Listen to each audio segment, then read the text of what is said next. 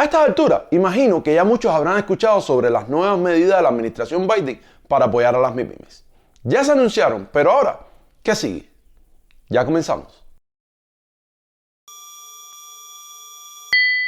El pasado 28, el gobierno de los Estados Unidos anunció cambios en el reglamento de control de activos cubanos, un instrumento que forma parte del embargo económico y financiero impuesto desde 1963. La medida, aunque un poco demorada, viene a complementar una serie de cambios políticos anunciados por el presidente Biden en mayo del 2022, destinados a apoyar al pueblo cubano. A grosso modo, los cambios consisten en el autorizo la exportación de servicios en la nube hacia Cuba, el cambio en la terminología con que serán reconocidas las personas que participen en las formas económicas de gestión no estatal, el autorizo de apertura de cuentas bancarias a nacionales cubanos que participen en dichas formas de gestión y de su utilización desde fuera de Estados Unidos, y el autorizo de las transacciones de cambio de sentido, o como se conoce en inglés, transacciones U-turn. De esto ya se ha hablado bastante, por eso nosotros nos vamos a enfocar en qué es lo que sigue y en algunos elementos que rodean todo este fenómeno. En Estados Unidos, este tipo de medidas que encierran muchísima complejidad legal tienen tres etapas fundamentales: su aprobación, que quedó efectiva desde su anuncio, la implementación y su vigencia. Nosotros nos vamos a enfocar en las últimas dos. Algunas de estas medidas requieren de poner en marcha mecanismos operativos que generalmente representan una gran inversión económica y la capacitación de personal, por lo que su puesta en práctica suele tomar tiempo y dinero. Teniendo en cuenta la crisis económica que atraviesa la isla, el mercado cubano no debe estar siendo visto como uno de muchas oportunidades, y esto pudiera impactar negativamente en la decisión de muchas compañías a la hora de hacer estos ajustes. Sobre todo por la cercanía de las elecciones presidenciales en Estados Unidos, que pueden tener un resultado que eche todo por tierra. Pero esto profundizaremos más adelante. Lo peor en la implementación de estas medidas posiblemente radique en que muchos de estos cambios, si no es que todos, van a requerir de la colaboración de una contraparte cubana. El reto que resultó infranqueable para la gran mayoría de las medidas de la apertura de la era Obama. En este sentido, los voceros de La Habana ya han dejado saber sus insatisfacciones, y algún que otro ha llegado a tildar las medidas de contrarrevolucionarias.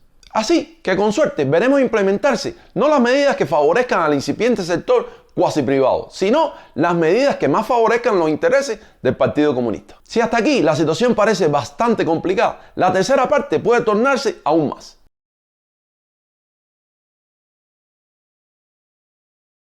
Como habrán podido imaginar, estos cambios pueden durar menos que un merengue en la puerta de un colegio.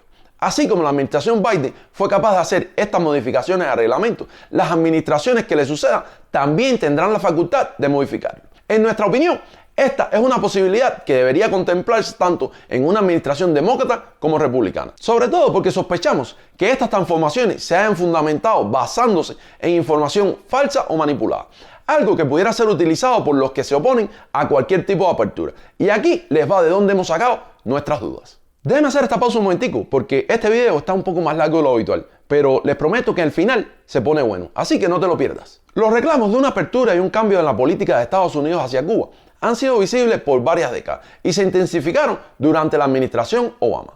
A pesar del impasse que representó los 4 años de Trump, el triunfo de Biden reanimó esa llama. Al frente de este movimiento formado por políticos y empresarios, una de las caras más visibles es la del ex congresista demócrata de Tampa, Joe García, a quien después del anuncio del 28 ha podido verse tanto en algunas de las principales cadenas de televisión estadounidenses como en espacios de las redes sociales. Por alguna razón que desconocemos, sus argumentos para justificar estas modificaciones siempre parten de dos aseveraciones falsas o al menos grotescamente manipuladas. Y como tú sabes, estos emprendedores cubanos que hoy numeran en más de 12.000. Según los datos publicados más recientes, hasta el 5 de mayo se habían aprobado 11.240 nuevos actores económicos. Perdónenme si no les gusta el nombrecito, pero es que a esto hay que llamarlo por el nombre que esta gente le han dado. Un dato que se asume comúnmente como el total de MIPYMES existentes, como han podido ver en esta entrevista. Aunque no podemos ofrecer un dato exacto, ya que ni el propio gobierno lo hace, sí podemos tener en cuenta las declaraciones que los funcionarios de varios ministerios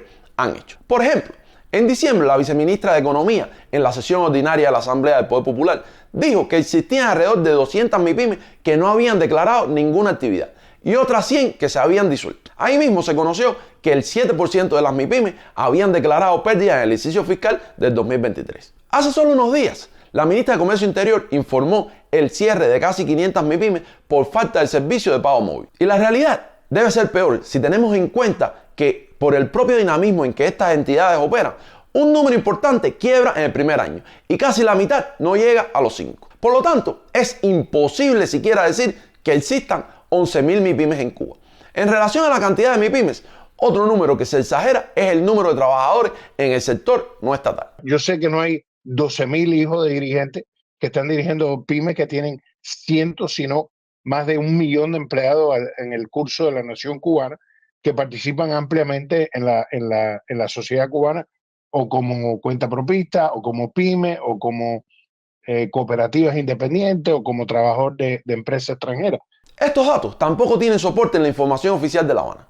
En la propia sesión de diciembre, la viceministra informó la existencia de 262.000 empleados por las MIPYMES y que más del 70% de estos emprendimientos eran pequeños y medianos, por lo que no pasan de 35 empleados. El ahora ministro de Economía informó que existían 596.000 trabajadores por cuenta propia.